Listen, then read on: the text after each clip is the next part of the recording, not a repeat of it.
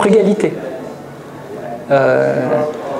Je pense qu'on est vraiment dans une situation où on ne peut plus gaspiller et que aujourd'hui la façon dont le monde va, mais aussi dont les Alpes vont, est encore une période de gaspillage. On a l'impression que la ressource est infinie, qu'on aura toujours de l'eau, que tout ce qu'on a pu connaître va se poursuivre, alors qu'en fait c'est pas vrai.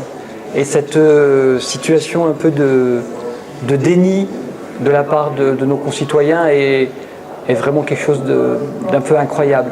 Et c'est pour ça que le changement culturel qu'on peut avoir, c'est autour de la frugalité, c'est autour de la sobriété, c'est de se dire il faut qu'on arrête de considérer que toutes les ressources, elles sont indéfinies et globalement on peut faire ce qu'on veut avec.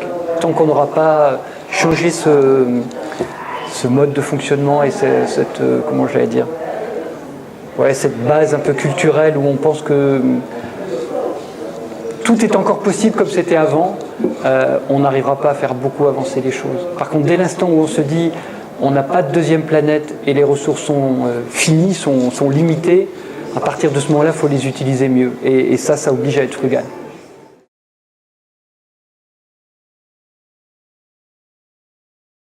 C'est à la fois très compliqué et très simple. Quand on est élu local, on a le sentiment souvent que globalement tout ce qui se passe autour de nous au niveau aussi bien national qu'international ne nous facilite pas du tout les choses parce que les messages qui sont envoyés par l'État, prenons l'exemple de l'État français, sont à peu près catastrophiques, c'est-à-dire globalement on fait des choses mais on n'y croit pas vraiment.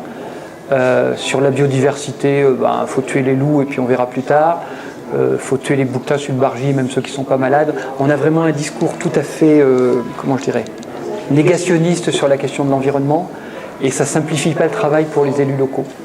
Par contre, de ce fait-là, au niveau local, comme il ne se passe rien au niveau national ni international, on a une possibilité d'innovation, de création qui est illimitée. C'est-à-dire, on n'est pas en train d'appliquer des directives nationales, on est en train d'inventer sur le terrain pour pallier les lacunes d'une politique nationale ou internationale.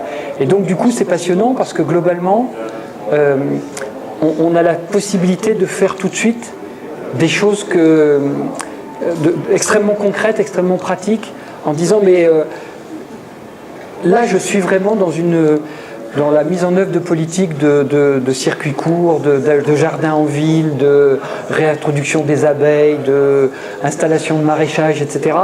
C'est à la fois tout petit, si on met ça en relation avec ce qui se passe en Chine ou en Inde, mais par contre c'est en même temps très concret, très utile. Donc c'est ce côté-là qui est très intéressant et qu'on peut vraiment faire. C'est se dire, entre les idées qu'on a et les actes qu'on mène, on peut tout de suite mettre en œuvre nos idées dans des actes.